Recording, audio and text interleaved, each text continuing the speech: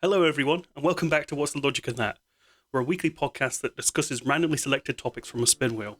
Some of these topics come from our community, either that in the comment section of the YouTube VOD or from our socials. So that's Facebook, Instagram, and Twitter.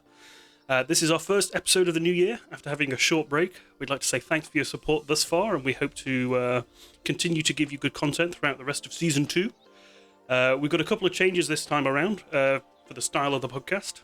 The first major change is that we're cutting down to sort of 30 to 40 minutes per episode.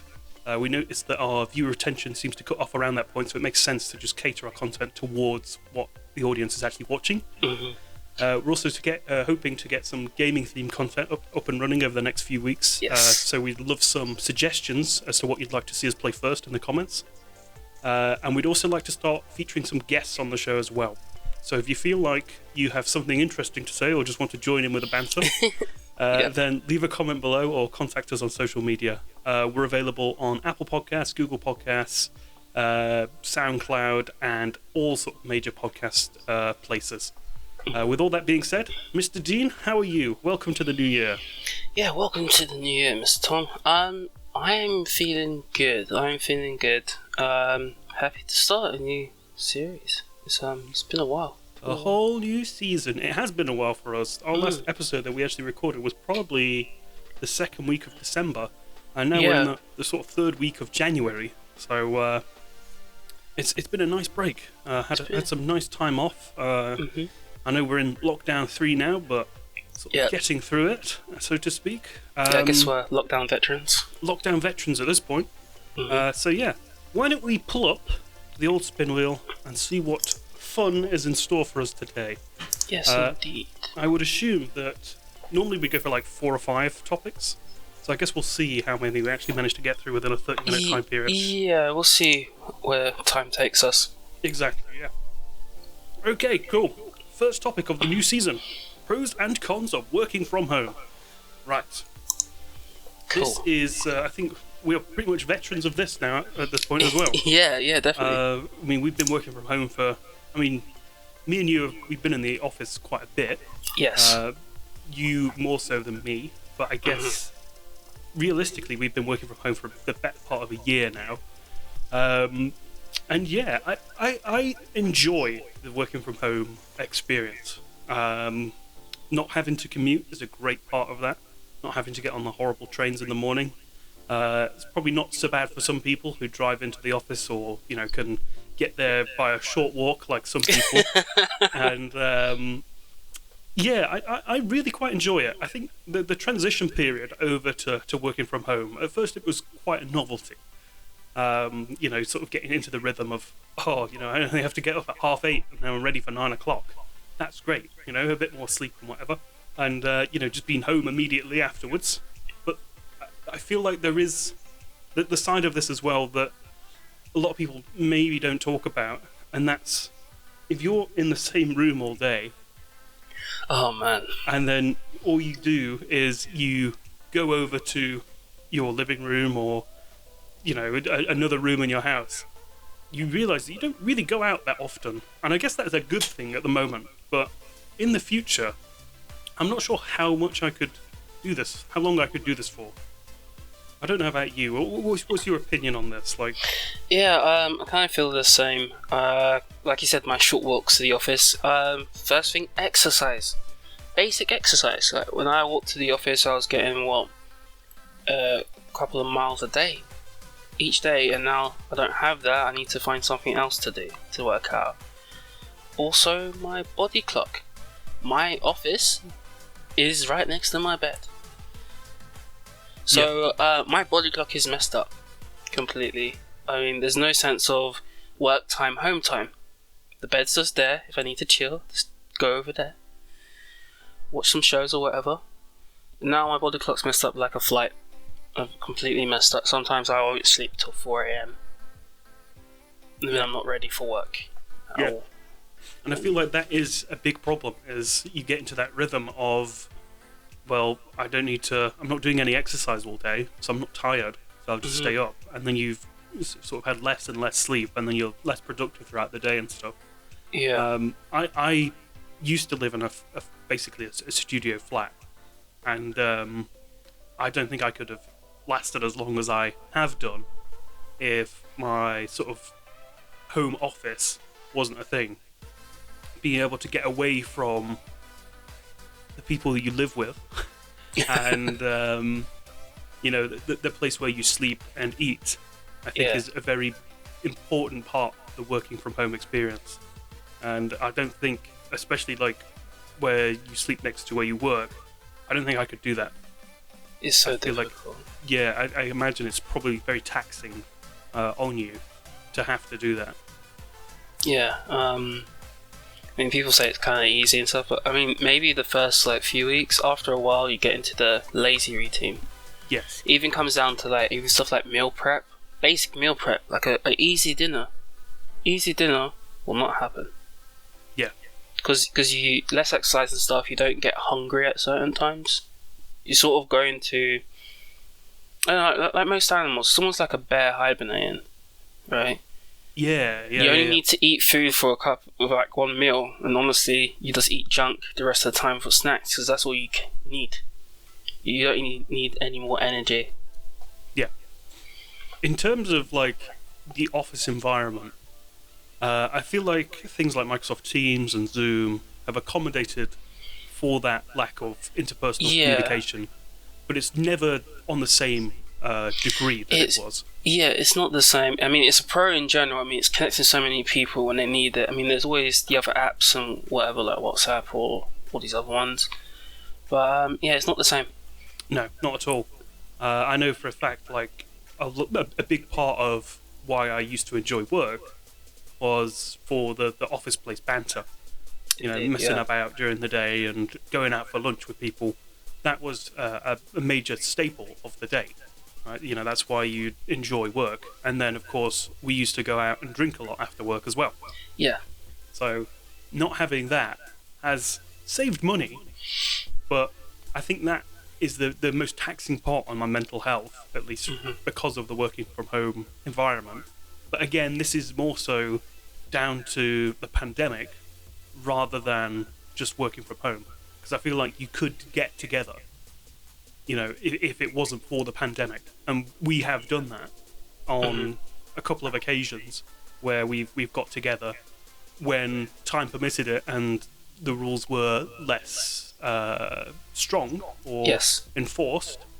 We've got together and we've gone for a drink, not on the same scale that we would have in the past, but definitely something that we have done and probably will do again in the future, lockdown permitted.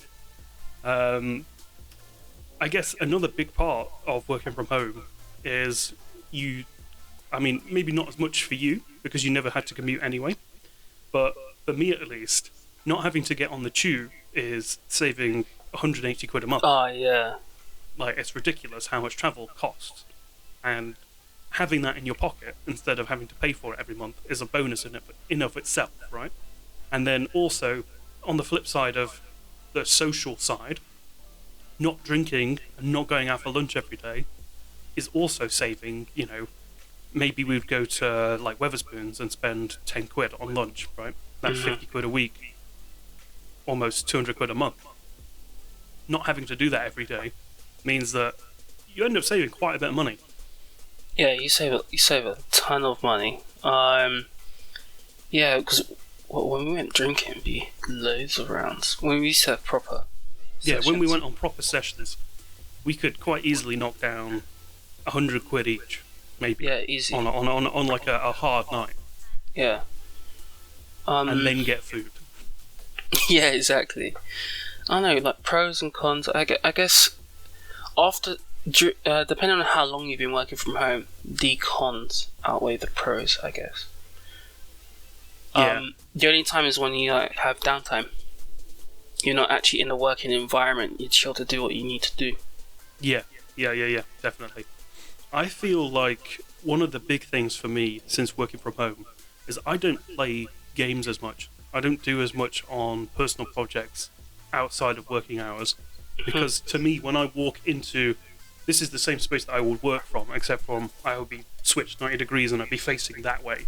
And for me, when I come into this room, I have a mindset of I'm going to work now. It's not I'm gonna, mess about and play some games or something, or mess about and try and set up some home assistant thing, or some wacko server for some reason. It doesn't happen as often, which I think is definitely a downside to me because I enjoyed doing that stuff. So I think you definitely need separation in terms of space, at least for what you're doing. Yeah, I'm almost tempted to get some boxes and build a work fort. Yeah. I bet even that, even if you had some sort of like desk separators, so you have a corner and that's work corner. Yeah, and then you can ignore it. And even like a tape line, you just for your mentor, like you just stepped outside the tape line, you're off work. Yeah. You're in work now. Yeah. It just helps the routine. I also think a big benefit of working from home, or at least the situation the pandemic has presented, at least, is that working from anywhere is now an option. Yes. At one point, we would be bound to the office space, right? Mm-hmm. We can't do anything without the office. And I feel like now it wouldn't matter where we are. And a few times during the pandemic, I've worked from my parents' house, which is 200 miles up north away from London, and got along just fine. Yeah. Yes, London-based deliveries are a bit more... doesn't work as well, right? We've got quite a few clients who are in London. Me and Dean work together, if you didn't know. We've got quite a few clients in London, and a lot of the time we use same-day delivery services, which wouldn't really work if you're outside of London. Exactly. But bumping things back to next day, it's not really the end of the world. Yeah, and everyone's sort of... One thing, I guess, about everyone working from home, almost globally, is a lot of people have the mentality of only the morning is work. Yes. It can be a problem, can be a lifesaver. Yeah, well, definitely. It has its benefits and cons. I do feel like, especially in speaking to clients, a lot of the time people seem to cut off about 2 o'clock. Mm-hmm. After that point, man, I ain't working. That's it. Not happening. Yeah. Yeah. Whereas beforehand, you'd have people working all day, or even into the evening, because I think again, if you're in an office environment, then I'm not saying it's expected, but it's a lot easier to just do overtime, or just stay a bit longer to finish something off. Yeah, the distractions aren't as easily reachable. I mean, everyone's got YouTube. I mean, some things are restricted. You got your phone as well. Yeah. But I guess most office spaces had the I guess most corporate had like the bring your own device rule, so people wouldn't even have them out and stuff like that. Yeah, exactly. And I think another big part of this as well is because there's nobody monitoring. I mean, there's definitely software out there which can, monitor mouse movements and page views and stuff. A lot of the time, this isn't enforced, and I imagine that a lot of corporations aren't doing this to begin with.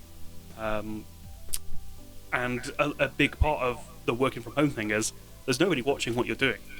Yeah, I mean, to see or regulate the content that you're consuming whilst you're working.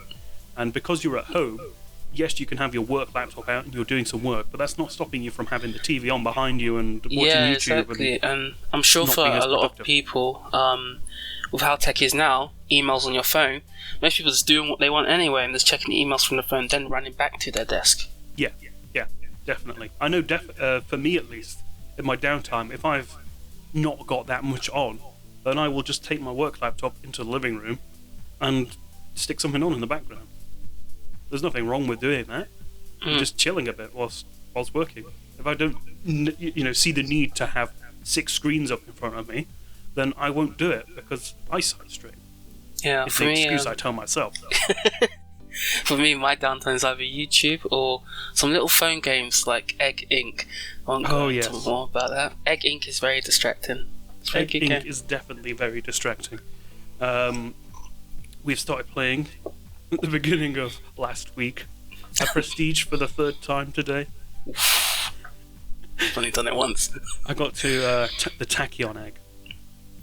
What the? I've not even discovered that yet, mate. Ah, there you go. I was on it and then I prestiged. So, and then you told me about the contract beforehand, so I'm going to find that, get my soul eggs, and then build the next piece of my farm. Yeah. So Egg Inc. is like, in terms of operating power, is basically like 10% of what Heyday is today. You're only working with selling eggs, but the whole strategy and achievement, I guess if you're someone who's come from an office environment with like different procedures and tasks or different stages or phases of a project, then this is like the game for you in your downtime.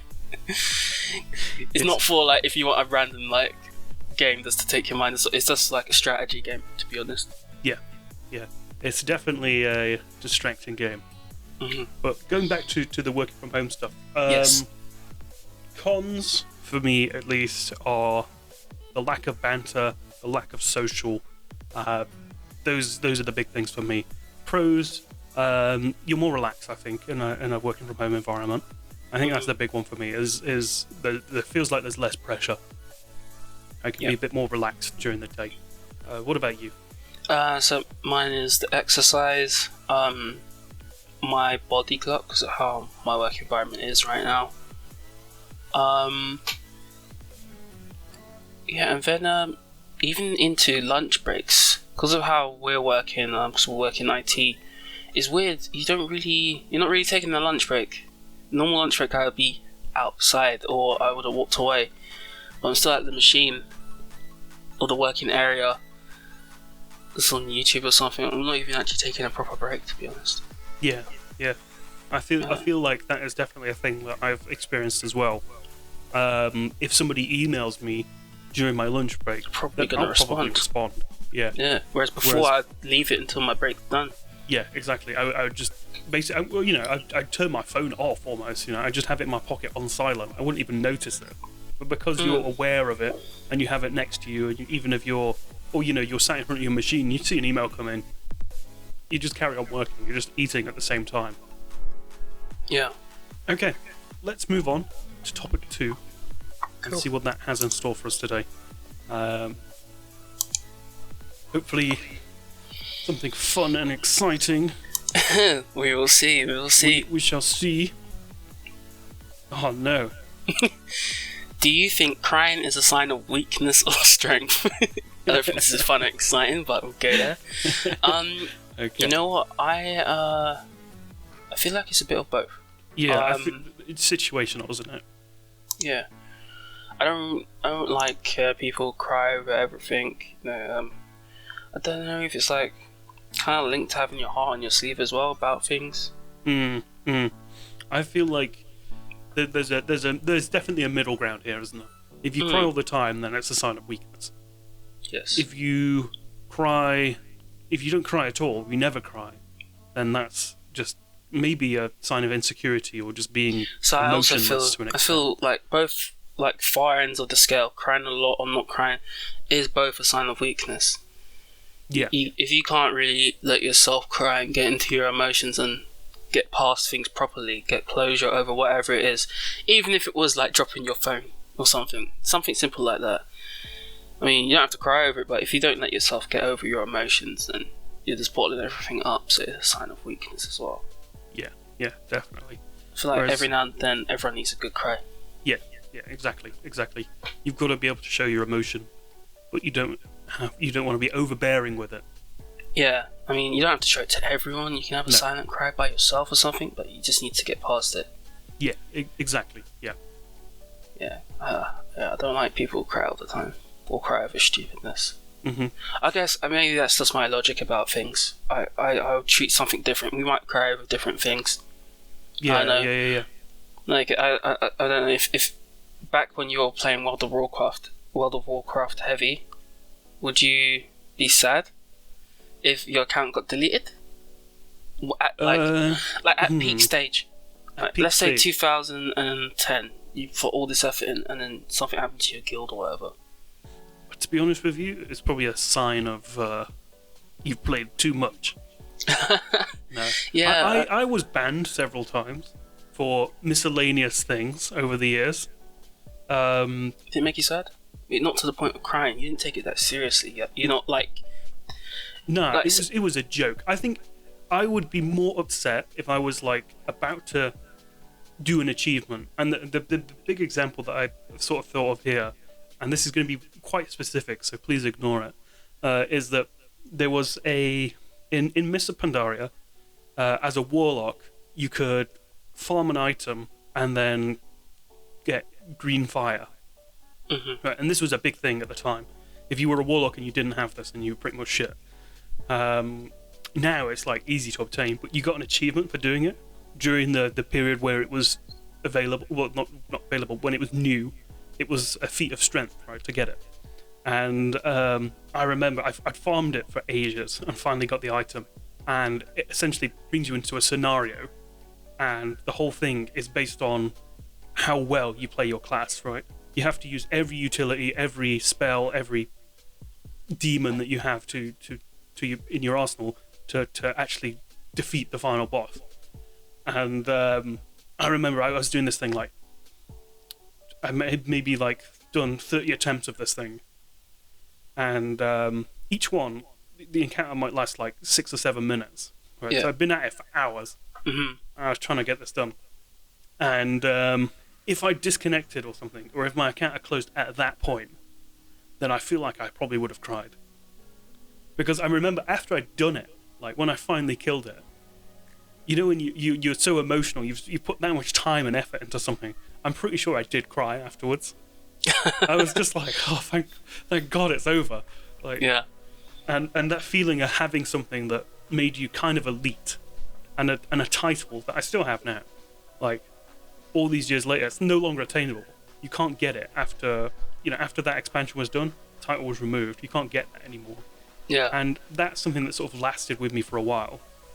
You know, I've had that for like 8 years now. And yeah, I feel like that would have. God, I went on a really wild tangent there. But No, it's fine. No. that would have made me emotional, and it did. And it definitely would have if I couldn't have got it, because I put so much energy into doing it. And what was the question? Is crying a sign of weakness or strength? No, I think it was because I went into about how people react to things. So I might see something as a weakness, but actually that's quite normal for that person. Yeah. Well, I think generically, there's certain things. That was the most. That was the height of the pinnacle of my playing WoW 8 years ago. Never got better than that point. I think degraded since then. For me, a game I would cry about would be. Do you remember? This might be too far for a lot of people. Yu-Gi-Oh! Forbidden Memories on PS1. Okay, so at the end of this, there's a really hard boss you have to fight, and it's just ridiculous. They have the best cards, the best monsters for you to go against. If you finally beat him, and then you didn't get to save after all the attempts you did, just like yours, I think it would be like, I'm not even gonna play anymore. I'm just done. Might cry a bit. When I was younger, it's like fucking. If someone caused it to crash, if someone just goes, "That's enough," or press the power button by accident, I might cry a bit. If it was me, I probably wouldn't cry. If it was my fault, I'd probably be okay with it. Maybe a bit sad inside, but yeah. I have another example of this actually, and it's the opposite side. It wasn't that I was elated afterwards. I was devastated. This was the first time I was playing through Ocarina of Time, and I originally played it on Wii Virtual Console, right? I never had it on N64. I was playing it on Virtual Console, and I played it a few times up until this point. Never really got into it, but one night or one day, I think it was a Saturday, I sort of really went at it, and I was which bit? I started off. I just left the Temple of Time, right? I just switched to Adult Link, and that was the first time I'd been to that point. I hadn't looked up any guide. I was just like passively going through it and just sort of hacking away and finding my way around. And I'd got up till the Water Temple after that point, from there to there, right? So I'd been through the Fire Temple, I'd been through the Forest Temple, and done all of that in one go. Yeah. But I'd never saved it. No.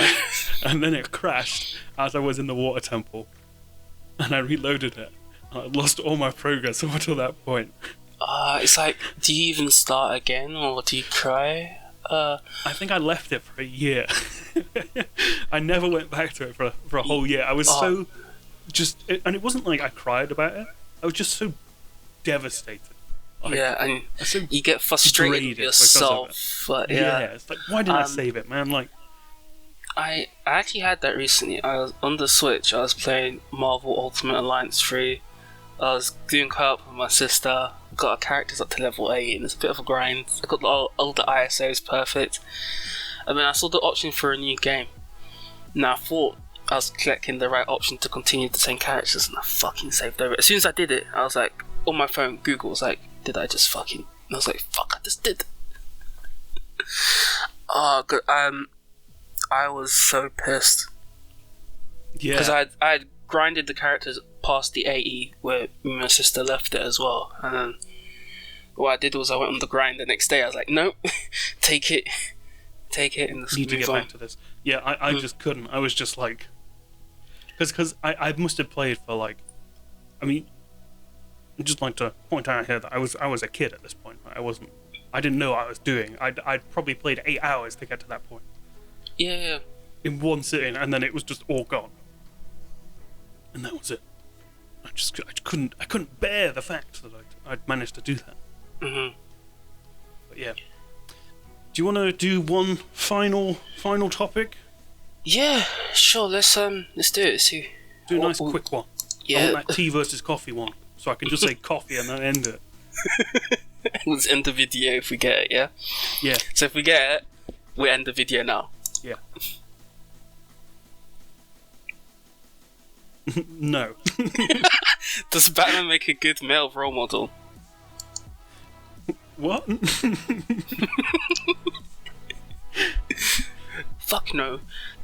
No, Chances- definitely no. not. No, like for what Batman stands for like justice and stuff. In general terms, no. Batman's a violent person, Yeah. and he's hung up on one thing in his life. He can't Vengeance. move on. He Yeah. can't help the world through other means with all his money. He must go out at night and take on people. Yeah, I mean, if you could argue that as Bruce Wayne, he could have diplomatically solved Gotham's problem. Honestly, he could have potentially become the new mayor. He could have reformed the police with all his money, all the connections. He knows all the dodgy people. He has all the tech to do it. Could have made superheroes. He could have done all this training with Ra's al Ghul, whatever, and then trained up all the elite police force. Make a Batman Gotham police force or so. Nah, let's just keep it to a few of us against everyone else. Yeah, rather than becoming a vigilante and I feel like he has too much murder pride. people, does he? But like, Yeah, I being feel like violent. he has too much pride. I think he lets people die. If he doesn't do it himself, he's still cool with that. Yeah. Yeah, definitely not a good role model. And the Bruce Wayne side as well, I don't think so too. No, yeah. He has tons of money, he doesn't really do much of it. Yeah, he could have been very charitable with it. He could have reformed Gotham if he wanted to.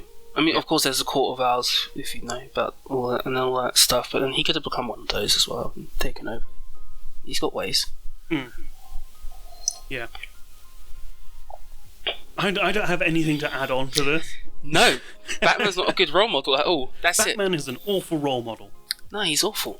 Okay. Right. So, as we said at the start, we're going to cut down the episode length. So this one's probably going to be about 30 minutes, thereabouts. So, if you enjoy this new sort of style of slightly shorter pods, then please let us know in the comments. If you do feel like you enjoyed the longer episodes and maybe you like to break them up and watch them over a period of time, then let us know about that as well. Yeah. We're happy to switch between whichever one is going to be more valuable to you guys. Whichever one you enjoy more. At the end of the day, we do this as a fun sort of weekend thing. We're not really looking to try and make a massive audience. So, for the people that do enjoy it, we just want to sort of cater towards that. Yes. Exactly. And to be able to communicate with you guys would be great. Even if one of you does decide to come on for like even 10 seconds. No camera at all, no need for that. Change your voice if you want. Could be a stupid thing, could be to promote yourself, I don't care. Let's talk. Yeah, exactly that. Do we have a question of the week, Mr. Dean? Based on the stuff, when was the last time you had a good cry? When was the last time you had a good cry? I think that's an excellent question now. Hmm. Right, well, thank you all very much for watching. Hope you've enjoyed, and we'll see you next week. Yep. Goodbye. Bye.